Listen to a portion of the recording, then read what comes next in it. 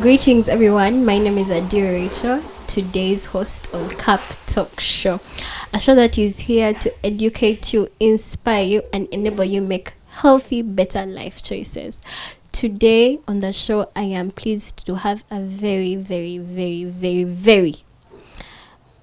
intelligent woman who is going to be able to share some knowledge in regards to today's topic. I'm going to let her introduce herself to the viewers out there.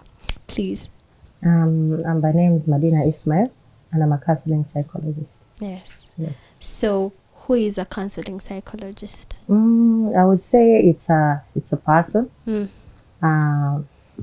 who deals with different individual mental issues Mm.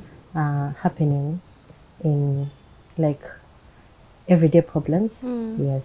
How you help individuals to cope with different everyday problems. Okay. Yes. And clearly, in today's world, mental health issues have been swept under the carpet. So that is where you guys come in, right? Yep. Okay. So today's topic is in regards to peer relationships. It has been there for long, ever since we were still young, up to now. So, as a counseling psychologist, what are your views in regards to peer relationships? Actually, before we get there, who are peers? Okay, peers. I would say I would say it depends on where they are, but I would look at peer relationships in schools. Okay. Yeah, this is where the children they start to make groups of different individuals where they feel safe or where they fit in. Okay. Yes.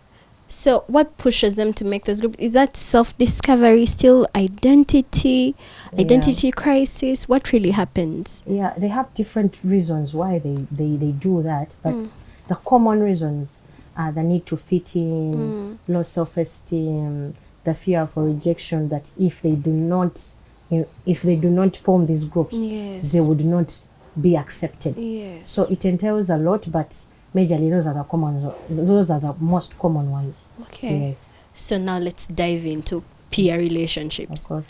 What causes peer relationships?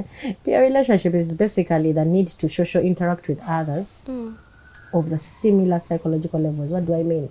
Is that you feel like you fall particularly in a certain group because of their lifestyle, what they do, or what really like to impress others, or the ability like to be able also to feel like heard. Yes. Seen. Yes. Okay. Yes. So clearly, this happens in a particular age group. Is there a particular age group, a range where this ordinarily occurs? Yes, but also I don't know, but peers generally is even the children themselves, even the ones that are small, like let me say from 6 below, they also find children they feel safe with to play with. Okay. It also goes even different age groups, even us Yes. ourselves. Okay. You find people that this one I can be able to align with different people who are able to accept me, or I feel like I fit in with a different certain group. Yes. That feel like, okay, when I'm here I feel safe. Yes. Or when I be with this kind of people I feel understood. I feel heard, I feel seen. So clearly there are positive peer relationships and there are negative peer relationships. So let's start with the positive peer relationships. What are the advantages of being surrounded by like-minded people? Yeah, positive peer relationship, the other name would be healthy peer relationship. Yes. Yeah, here is where actually as you hear the word positive, yeah, it tells you feel like cared for. Yes. You feel like you're being supported, Yes. being validated. I'll also give another example that, for example, you feel like there's a certain group, for example, they're all mathematicians, they're good at math, and you feel like if I involve myself with such a group, I will excel in my mathematics. Yes. So when you join such a group, it has a positive impact on your mathematics. Yes. So when you start involving each other with that certain group of people, you'll actually see that you have excelled. Yes. And your grades have started to change. So that is being positive. Yes. Yeah, and the negative relationship, it also goes It can also be called unhealthy peer relationships. Yes. Yeah, these ones involve I need like to involve like the deviant, I'll call them deviant behaviors, unhealthy behaviors. Like for example, the ones that we know, alcohol, smoking, the things that are actually not positive at all. Okay. Yes. Okay. So, do you feel like the family backgrounds that we come from push us to either positive or negative, or, as you said, healthy or unhealthy peer relationships? Yes, I wouldn't say the family background. I'd say whatever the people that we surround ourselves with back at home, in the society, the environment shapes how we associate with others, or what values we take on, or what standards we take on as a human being. So yes, a family background, or when a person that's like the way you have grown, what you have been seeing at home, what has been normalized for you. Yes, is exactly what you take on to the outside world. Okay. Yeah, I will also go back to the live example is the school. Yes. These children come from different backgrounds. Yes. Very different.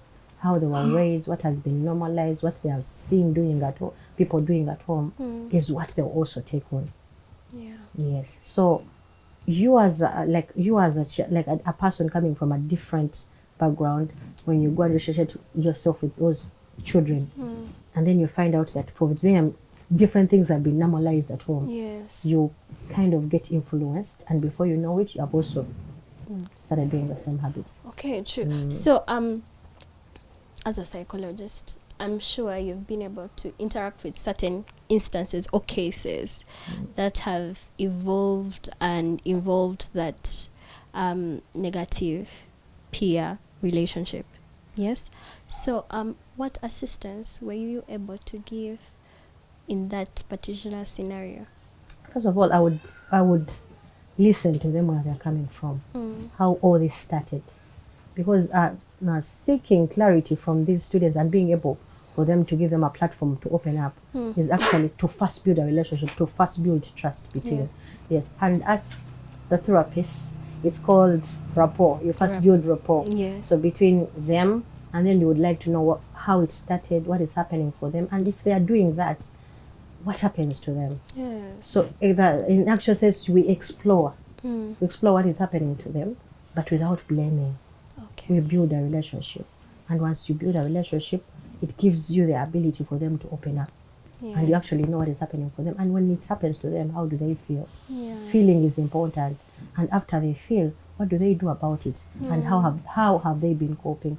Before you know it, you have explored their feelings, and you know what is next. So clearly, most of the people out there have different coping mechanisms, and these might be triggered by different things that happened. Definitely. So what are some of the coping mechanisms that people have that are unhealthy? I would say they differ, because they differ depending on the lifestyle or people they surround themselves with. Yes. I cannot pinpoint that this is how they cope, this is how they cope, because everyone copes differently. So it's on a case-to-case basis. Yes, exactly. Okay. Yes. Now, you mentioned something really important in regards to feelings and being heard. Out there in the real world, outside the therapy world, it's like people are not heard. People's feelings are swept under the carpet. And I feel that is where your profession comes in to play such a beautiful role, because if we look at the parents out there, very few of them listen to their kids, embrace their kids' emotions, and be able to create a way forward through listening to them. So with that in mind, what can we tell the parents out there? Because they look at it as a white people thing. Me being a parent myself, I would actually relate. Yeah, being authoritative sometimes doesn't help. Yeah. Even how you communicate what a child is supposed to do, or what the child has been doing also also is important. Yes. Yeah, so let's limit blaming. Let's try to find out what this child is going through. True. what are you going through? How is this happening for you? And where did you get to be where you are? Yes. So by building a relationship and sharing I would say sharing is important. Me as a parent, I can share a lived experiences, what was happening for me then at that particular stage.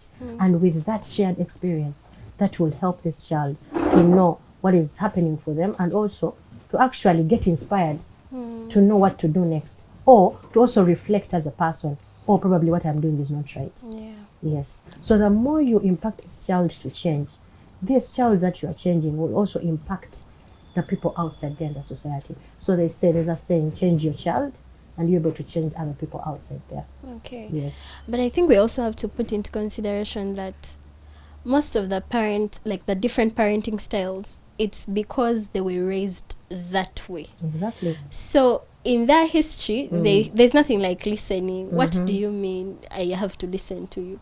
I am the alpha and the omega. What I've said is law, and you have to follow it. So do you also think that some parents have to go through therapy before they decide to actually even start having kids? I would say parenting needs to be adjustable, Yeah. because now the generations have changed. What we used to do back then, or how our parents used to do, now the children are very smart. They are challenging. Yes. Yes, a 6-year-old, a 6-year-old can challenge you, and you'll be like, wow, what is this? What is this? Like even we feel like, okay, this girl is sharp. This boy is sharp. So you need to adjust on what is happening now.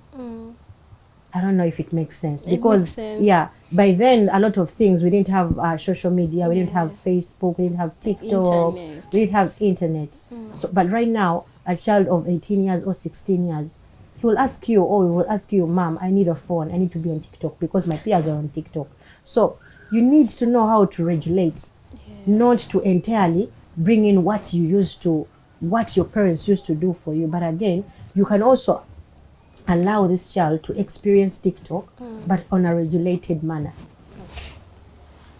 The thing is, it's about being involved in your child's life. Okay. On every step. How you guide them, how you talk to them, how you communicate, how you find out what is happening for them is actually important. It's you as a person is to invest time in this child. Okay. Yes. I think that is beautiful. I think what you've just said summed it all up. Invest time in your kids, because most of the parents out there spend most of the time working, or maybe are preoccupied. Even when they come back, they're preoccupied by other things, and the kid is raised by the internet or the maid, and leading to that. It makes so much sense.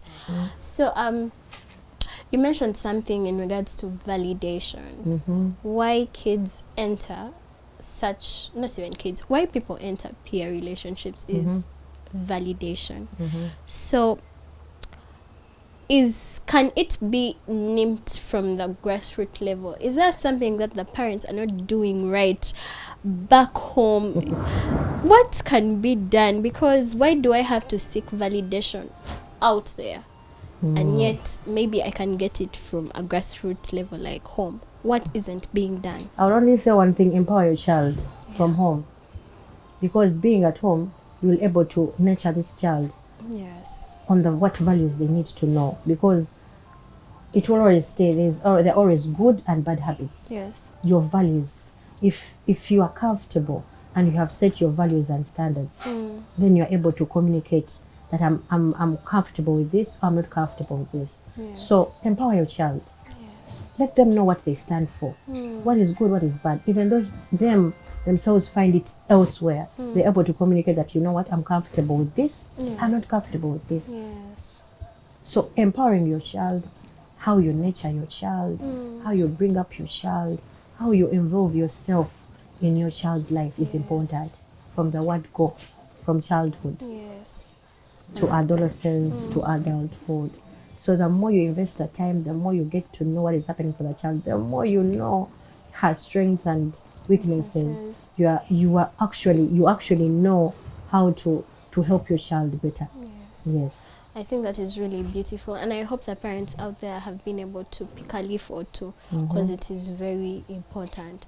So as we wind up the show, kindly give your concluding remarks, advice. It might be anything that you'd like the viewers out there to hear. Okay, I say peer relationship is it's very critical, and the children, the parents need to explore and also involve critically on what the children or what their children are surrounding themselves with. Yes.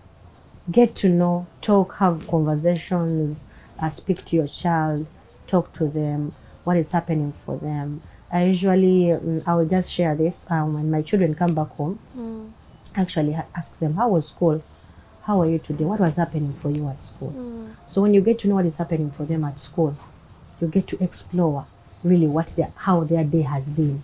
And before you know it, they have told you something that has been, that triggered them at school, or something has happened for them. And before you know it, you get to know what your child is going through. So it's those little moments exactly that count. Yes, you need to know what is happening for them, even when the child, for example, has been at boarding school. Not just because now they're back at school, they're back from school, you actually like, now it's time to do chores, you do this, or let me involve them into activities, this and this, or let us go out. Try to find out how has been the term for them. What has been happening at boarding school, what is there, have you got any friends, how are your friends, can I meet your friends? Yes. Can I invite your friends at home? You know, we watch these things in movies where these white people as Africans like invite their children's friends at home. Yes. For sleepovers, for what, but actually it gives you that space like to see what is happening like with these children. What do they do when they are alone? So you get to find out what kind of friends are they with. So it is important you get to know what kind of friends your child has been surrounding herself with, and you invite them. Yes. You invite them, get to know them, where they are coming from, how are their backgrounds. Yes. Yeah, because these are the society, the environment counts a lot, and how your child is going to be molded or be shaped. Yes. Yes. Thank you. And I feel like parents take these for granted. There's so many little things, but they're taken for granted, and yet they play a big role. Exactly. So, our dear guest, in case the viewers out there would actually like to come and seek more understanding and more help, how can they be able to reach you? Yeah, at Be Well Therapy, we offer parenting skills. You come in. If you don't know how to handle certain things, we take you in through a session of parenting. And one thing I would like people to know, learning never ends. Yes. But the ability for you to know something, to accept it, and also to change, to adjust accordingly. It's never too late to adjust and apply something that you have learned. Yes. So at Be Well Therapy, we offer parenting skills. You come in for a session, we talk about it, and before you know it, at least you have something to take away from. Yes. To take away. And then we are found at Nigeria. Yes. Our location opposite Starbucks. There is a TNT Plaza. That's where our office is. Come in for therapy. It is okay to talk about things. Yes. And yeah. Thank you. Thank you. I think that has been it from us. I hope each of you out there has been able to learn something, because this has been such a heartfelt session. And to all our viewers, we are so grateful for the support, constantly viewing. Thank you so much. And in case of any challenges, kindly reach us on our social media platforms. And as well, don't be shy to reach out to our psychologists and the different experts who come on here. That has been it from us, the Cuptalk Show. I remain Adia Rachel. Goodbye. Bye.